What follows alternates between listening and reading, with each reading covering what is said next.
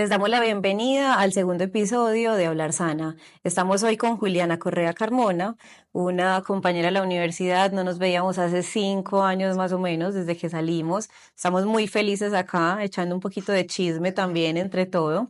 Les cuento que Juliana es psicóloga de la Universidad San Buenaventura. Adicionalmente tiene un máster en salud sexual y psicología clínica, promoción de la salud sexual también, miembro de la Asociación Colombiana de Salud Sexual y es docente universitaria. Además de eso, es creadora de En Confianza. Te damos la bienvenida, Juli, qué bueno verte de nuevo. Isa, muchas gracias por este espacio, me emociona mucho, además del reencuentro, naturalmente, de que en Hablar Sana también hablemos de placer.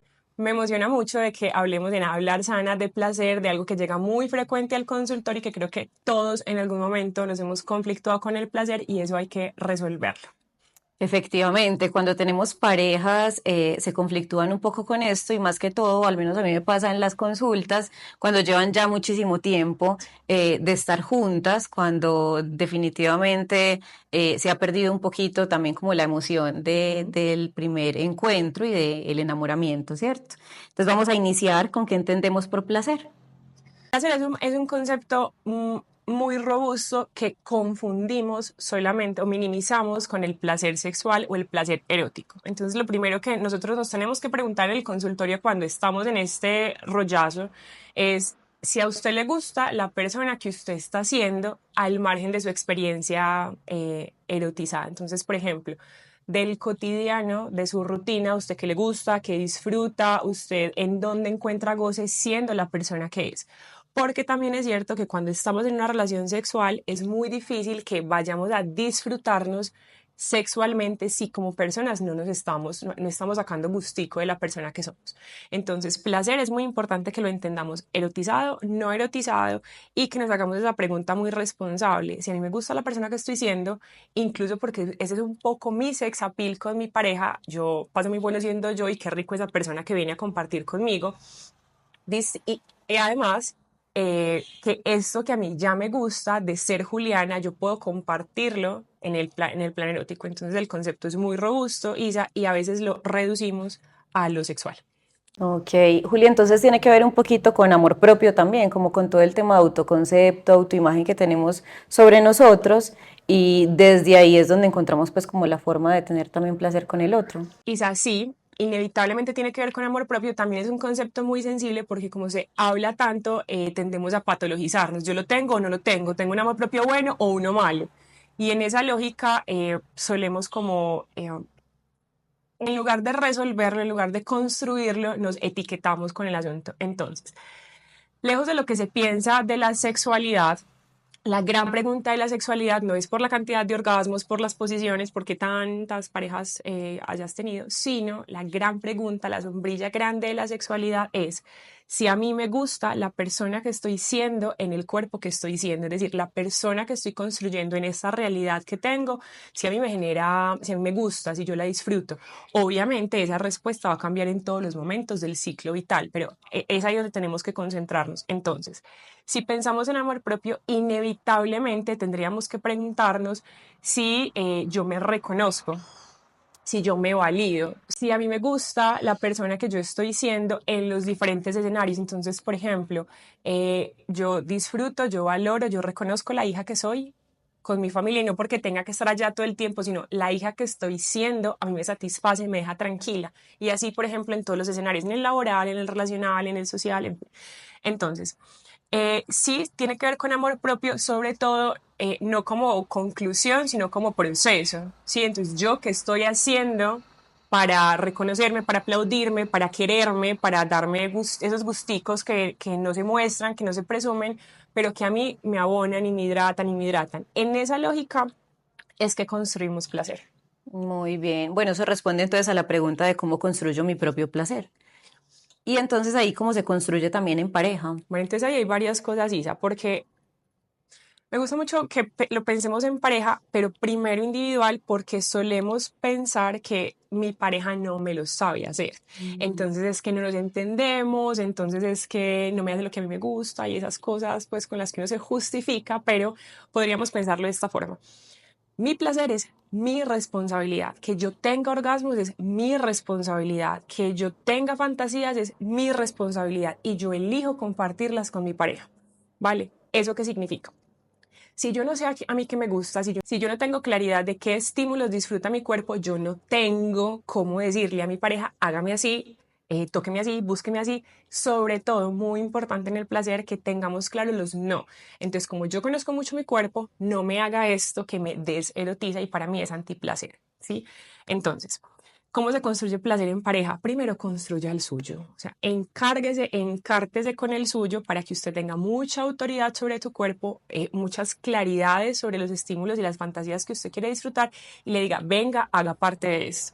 Entonces, uno de los retos más grandes que tenemos en pareja cuando hablamos de sexo es la comunicación. Yo como le digo a mi pareja que eso me gusta, que eso no me gusta, más importante todavía, ojalá ustedes nos identifiquen con esto y es, no le digo porque se siente mal. Qué pesar. Lo voy a herir, la voy a herir. Y no, ¿sí? Porque usted está renunciando a su placer. Entonces no es que no le diga una cosa que puede ser compleja, sino cómo lo digo. Por ejemplo, es muy distinto que yo te diga, Isa, qué pereza usted, siempre me hace lo mismo, es que con usted no se puede hablar, es que entonces yo ya la sé anticipar y entonces sí, hágale lo que sea que yo sé que va a ser como predecible y yo ya sé cómo a terminar las cosas. Muy distinto a esto ya no me está excitando, prefiero esto, ¿qué tal si ensayamos esto? Tú lo estás haciendo bien, pero mi cuerpo no lo disfruta. Miren, hablar de sexo es tan fácil, es tan básico como hablar con un niño cuando uno le quita un juguete, pues le pone otro, uno le quita las tijeras porque son peligrosas, pero le quita las tijeras y le entrega un peluche, unos bloques, lo que sea. Entonces tú quitas un recurso que no está funcionando en tu relación sexual y entregas otro, porque si le quitas un recurso y no le entregas otro, nos vamos a quedar en la queja y en la queja la otra persona tiene que defenderse porque lo estás atacando, ¿sí? Entonces, el reto más grande es cómo comunicar en pareja y eso es lo que construye placer, para responder a la pregunta, eso es lo que construye placer en una pareja, es que seamos muy asertivos, muy asertivas al reconocer que yo no estoy calificando a la otra persona como pareja sexual, sino estoy diciéndole, hay estímulos que mi cuerpo no disfruta, que es radicalmente distinto. Sí, retomando un poco lo que dices de cómo yo me veo como con mi tema de la identidad, cómo me reconozco como persona, también tiene que ver un poquito con ese tema de saber poner límites, de a veces terminamos complaciendo mucho al otro porque es lo que desea. Encuentro mucho en mi consulta que llega alguien y me dice es que yo estoy con él porque es que soy la esposa, ¿cierto? Porque es que me toca estar, ¿cómo no lo voy a Sí. hacer, ¿cierto? Entonces termino complaciéndolo, pero después ahí termino siendo abusada conscientemente y genera mucho más rechazo justo al tema del placer. Entonces justo ahí creo que viene la próxima pregunta y es por qué nos cuesta disfrutar tanto del placer. A ver, creo que creo que es el discurso rey en el consultorio y es, ¿cómo no voy a tener sexo con esta persona si estamos casados? O sea, es como si fuera pues una marca impresionante. Si usted no quiere, no quiere. Pero no nos enseñaron a decir no. Entonces, nos cuesta disfrutar del sexo porque no nos educaron para la sexualidad. Nos educaron desde la alerta, el riesgo, lo que se ve mal, la etiqueta. Usted es una si hace esto, pero usted como hombre tiene que tener esta experiencia y estas condiciones, pero no nos enseñaron a decir sí con claridad y no con claridad. Por eso a veces también es muy frecuente que en las parejas de mucho tiempo de convivencia tengamos me dijo sí, pero yo sabía, me dijo no, pero yo sabía que era como un sí, entonces yo seguí insistiendo, pero entonces no lo entendí, pero después se enojó y hay una confusión increíble. Nos cuesta disfrutar del placer porque no sabemos qué estamos esperando del placer, porque entendemos el sexo como cumplir o con la otra persona, porque entendemos el sexo como vamos a reproducirnos. Incluso porque estamos tan conflictuadas, sobre todo nosotras, con el placer, que siquiera llegar en los hijos, porque es la forma en la que tengo para evitar la situación, el posparto, los niños, es que está viviendo con nosotros, es que tengo que cuidar, entonces ya no tengo deseo porque los niños, lo que sea. Necesitamos excusas para evitar el placer porque no sabemos asumirlo de frente. Nos cuesta disfrutar el placer porque lo hacemos para otra persona, no para nosotros mismos. Entonces es muy frecuente en el consultorio que yo les pregunto, ¿estos para qué tenés sexo? Pues, como así? Obvio. O sea, porque sí, eso se tiene que hacer y yo no. O sea, ¿por qué? Yo lo entiendo, porque hay un código y hay unos requisitos, listo, ya se naturalizó de esa forma, perfecto. Pero ¿para qué? Pues para que esté tranquilo, para que no me moleste, para que la relación no se tense, para que no estemos mal. Entonces un ratico nos da como muy buen ambiente de casa y yo les pregunto, ¿cuándo fue la última vez que tuviste sexo para tú disfrutar, para que tu cuerpo tuviera placer, para tú cumplir tus fantasías, para tú pedir un estímulo que estabas queriendo? Pues silencio sepulcral. Entonces no disfrutamos del sexo porque no sabemos qué podemos esperar del placer y porque no hay expectativas. Entonces la pregunta sería, ¿cómo construyo expectativas? Su cuerpo, ¿qué quiere? Su cuerpo, ¿qué le está pidiendo en términos sexuales? Voy a adelantarme a una pregunta muy importante y es, pero es que a mí no me dan ganas, ¿da usted si tiene ganas? Cuerpo siente, usted tiene un cuerpo increíblemente sensual por explorar, por disfrutar, por explotar todo lo que usted quiera sentir en él. Nos convencieron de que teníamos que tener poquitas ganas o que era un apropiado, que había que comportarnos de cierta forma. De entrada, ponga en duda, por favor, eso que usted está pensando, porque es mentira. Punto número uno. Punto número dos es, ¿usted qué quiere sentir? ¿Cuál es esa fantasía que siempre ha tenido? ¿Con qué ha soñado disfrutar? ¿Usted qué posición quisiera hacer distinta a la que siempre hace? ¿Usted cómo quiere que le hablen? ¿Cómo quiere que le busquen? ¿Usted cómo se le erotiza en ese proceso? ¿Usted cómo quiere sentirse sensual buscando a su pareja? Ahí empezamos a componer este asunto. Ok, las formas en que los hombres y mujeres buscamos la sexualidad es muy diferente. ¿O tú qué te has encontrado en el consultorio? Me refiero, por ejemplo, a, no sé, el hombre llega con ganas inmediatas y quiere que la mujer se lo dé, ¿cierto? Así literalmente hablando. Pero la mujer quiere que le eche la carretica, que le hable un poquito, que le hable al oído. ¿Cómo te has encontrado eso en el consultorio un poco? A ver, eh, miren que la forma en la que lo pensamos es los hombres una cosa y las mujeres otra y tienen que responder unos a otros. En el consultorio, por fortuna, eso se cae por su propio peso porque hay muchos hombres que están muy desbocados en su placer, con una claridad, con unos deseos muy estructurados, muy bien para ellos. Y hay otros que dicen, Juliana, sufro porque se supone que tengo que tener ganas, porque se supone que tengo que ser un macho con la testosterona al mil y yo no quiero, o sea, no me da eso y tengo que cumplirle también a mi esposa porque a ella le parece raro que yo no tenga ganas. Y en las mujeres también nos encontramos con, ¿sabes qué? Yo no tengo ganas, yo no sé cómo prenderme, yo estoy ahí porque un poco corresponde, ya yo me meto en el feeling pues y termino disfrutando alguna cosa, pero no es que yo quiera. Y otras mujeres que es como estoy de un on fire, no me aguanto.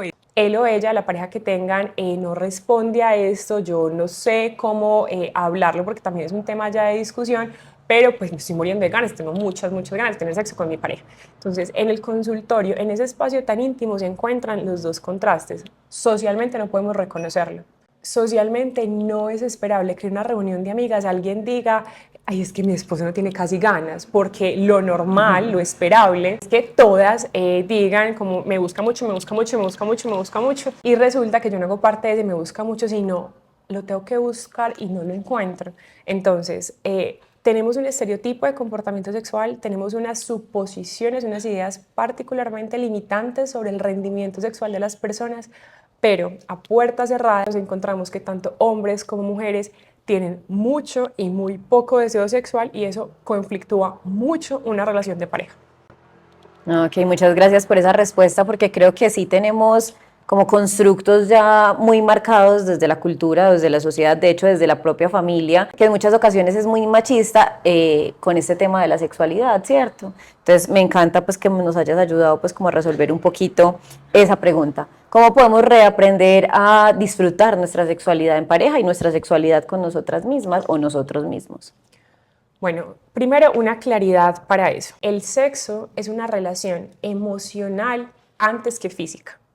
Lo que pasa es que a hombres y a mujeres nos han enseñado históricamente a tramitar nuestras emociones diferentes. Y es muy frecuente encontrar una queja muy específica en el consultorio, como que cuando terminamos de tener una discusión o llegamos a un acuerdo, lo que el primer elemento que tienen en general muchos hombres es como cerrar la discusión o terminar o reparar con actividad sexual. Y para las mujeres es muy frecuente, esto no es una idea general, es frecuente que las mujeres prefieran pausa, yo necesito confiar en eso que me estás diciendo, yo quiero sentir que todo está tranquilo, que yo puedo estar cómoda en esta relación emocional para compartirte mi dimensión física. Entonces, ahí tenemos una gestión muy distinta del sexo como un recurso en la relación y eso es muy importante entenderlo. No es que la otra persona no quiera sexo conmigo, no es que la discusión no esté resuelta y ella es muy difícil, no es que él solamente quiera sexo, sino que tramitamos las emociones y la relación de maneras muy diferentes y en esa lógica la otra persona actúe de X o Y forma, sino yo necesito entender cómo es que mi pareja procesa toda esta dimensión emocional, no para criticarla, sino para entenderla y así matizar. Entonces, ¿cuál es la reacción a este tipo de evoluciones en el consultorio? Entonces yo me tengo que acomodar. Entonces yo tengo que ceder. No. Las dos personas, como ambas personas están escuchando este podcast, ambas personas quedan con la misma responsabilidad.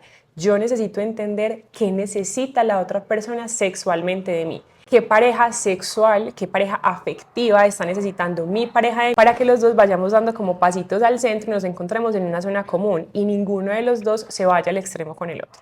Entonces, ¿cómo reaprender esto? Primero, todo lo que usted sepa del sexo, de la relación sexual, del placer, de la erotización, por favor, póngalo en duda. Cuestione quién se lo enseñó, cuestione cómo se lo enseñaron, porque nosotros lo recibimos cuando estábamos peques y pues, lo volvimos palabra sagrada, ¿cierto? Entonces, esto quién me lo dijo, cómo me lo enseñaron, esa persona, hoy que soy una persona adulta, es una referencia para yo seguir creyendo esto. Miren, esto nos es también muy práctico en el consultorio. Cuando estamos chiquitos necesitamos creer en Papá Noel, pues porque hace parte de la fantasía. Cuando estamos grandes necesitamos creer en otras cosas y no sostenemos algo que si bien nos sirvió en ese momento, ya no.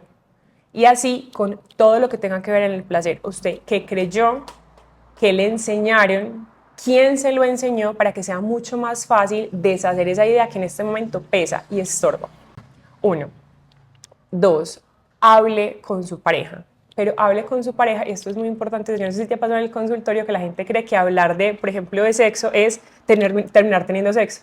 Entonces yo evito la conversación de sexo porque me va a tocar terminar haciéndolo en ese instante y no. Usted habla de presupuesto, construye presupuesto, pero no resuelve toda su vida financiera en ese momento, lo va ejecutando. Y es lo mismo que pasa con el placer. Ustedes se sientan a hablar de placer, ustedes se sientan a hablar de qué realidad sexual tenemos y vamos ejecutando esas decisiones o esos acuerdos que elaboramos. Entonces, si ustedes están en pareja, hay dos opciones para dos caminos y ninguno es excluyente con el otro para reaprender sobre el placer. Uno, como persona. Usted se toca, usted disfruta de su cuerpo, usted tiene claras cuáles son sus fantasías, usted sabe qué es lo que le pone muy horny, que usted dice, necesito sacar esto de mi cuerpo. Preguntas en primera persona. Bueno, y también, muy importante, también una pregunta que detona un montón porque no la hacemos voluntariamente, pero pues estos espacios son los que nos lo posibilitan y es usted cómo se siente buscando a su pareja. Usted cómo se siente seduciendo a la otra persona, porque en todo este aprendizaje cultural que tenemos me veo como buscona, me veo como imprudente. Yo dónde aprendí eso, me va a decir que yo dónde lo saqué, que quién me lo enseñó y eso solo es ruido emocional. Entonces, eso es lo que hay que poner en duda y eso es lo que nos tenemos que plantear como personas, sea hombre, sea mujer. Esas son preguntas para hacerse. ¿Y cómo volvemos a aprender esto en pareja? Siéntense a hablar de sexo, por favor. La garantía de un buen sexo en pareja, independiente de la cantidad de tiempo que lleven juntos, es hablar de sexo. Hablar de sexo, ¿qué significa? Vení, ¿cómo estamos? ¿Nos gusta el sexo que estamos teniendo? ¿No nos gusta el sexo que estamos teniendo? Estamos como aburridos, antes era más chévere, tenemos otras expectativas. Súper importante para hablar en pareja.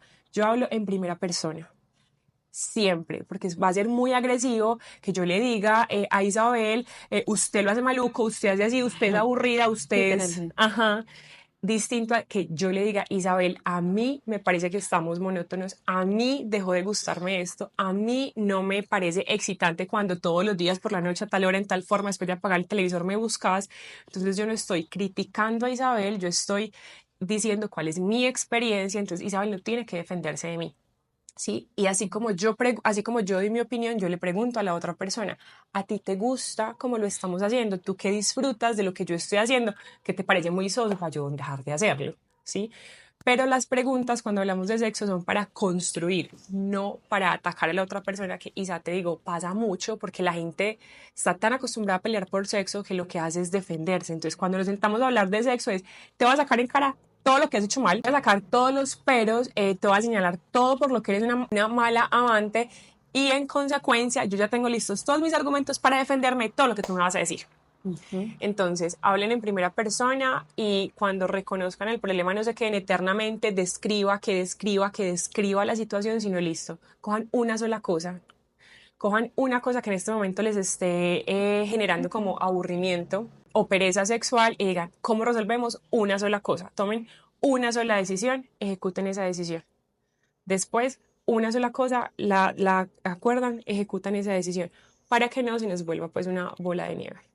Sí, mira que ahí como que mientras ibas hablando se me venían varias cosas como importantes a resumir y es, primero, cómo está mi comunicación con el otro, ¿cierto? Comunicación asertiva y efectiva, claramente, ¿cierto?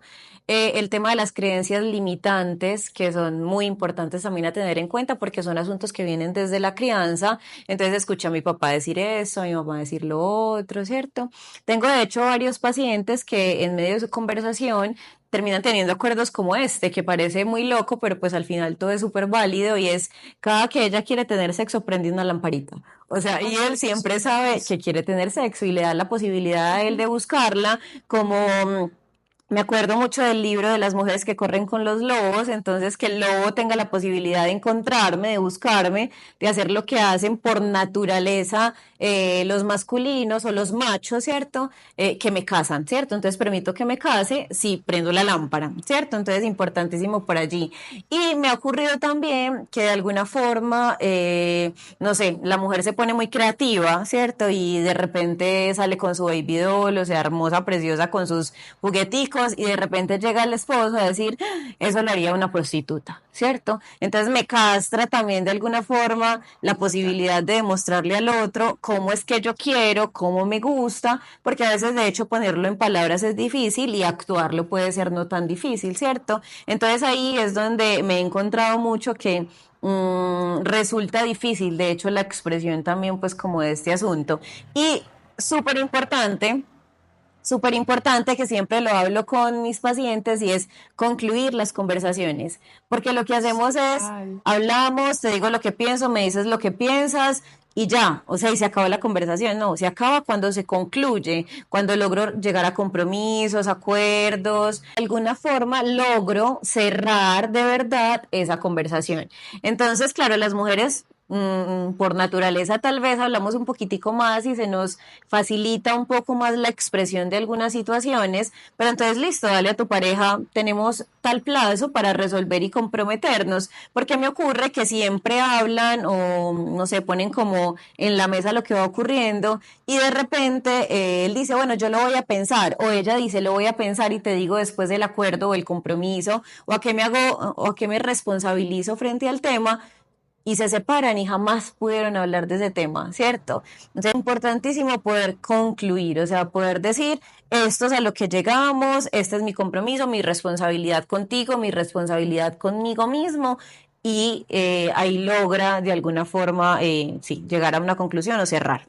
Bueno, para continuar, vamos a hablar de esos recursos para reeducarnos en los conceptos básicos. recursos para educarnos en sexualidad hay muchos. Por favor, confíen en un discurso profesional, porque también nos encontramos que, y les digo, a mi consultorio llega mucha gente con unas ideas muy bizarras, ya incluso con disfunciones sexuales, de ponerse a ensayar y de ponerse a intentar todo lo que la gente en el común dice o la gente que sabe vender este tipo de cosas, y lo único que hacen es hacer mucho daño a lo que yo ya tengo doloroso, a lo que yo ya tengo fracturado en mi historia. Entonces, lo primero es que un recurso que les genere confianza, un recurso que tenga un discurso científico, no, me disculpan pues que lo diga así, pero cremitas y cosas mágicas, eso no les va a resolver nada, ¿sí?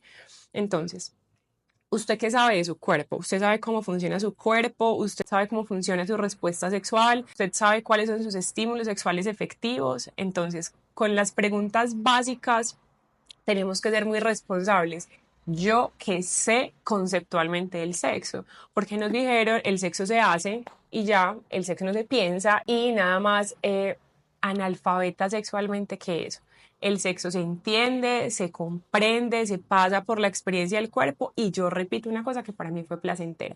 Entonces, mujeres, Ustedes saben cuáles son sus zonas erógenas, cómo funcionan, cuál es su anatomía, su fisiología sexual. Ustedes saben cuáles son las ideas que les están haciendo ruido, qué del discurso religioso que practiquen entorpece también esta situación. Y hombres, exactamente lo mismo. Porque nos encontramos que normalmente se patologiza la experiencia de la mujer. Entonces, ella es la que tiene miedos, ella es la que tiene temores, ella es la que no sabe, pero los hombres tampoco.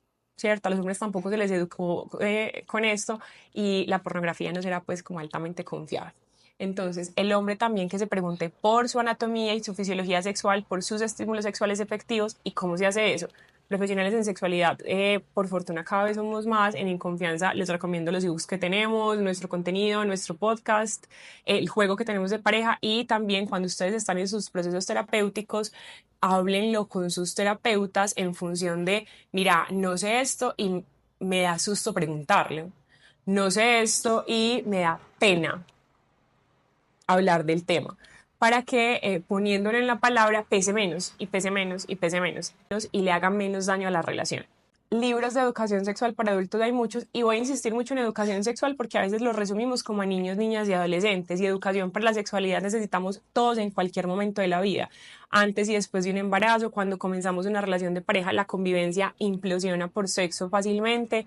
Cuando tenemos cambios en los ciclos de vida, cuando empezamos el proceso de menopausia, cuando los hombres o las mujeres tenemos momentos de salud muy específicos que nuestro placer se condiciona, todo eso nos exige educación para la sexualidad. Entonces, libros descriptivos, conversados, con ejercicios, hay muchos.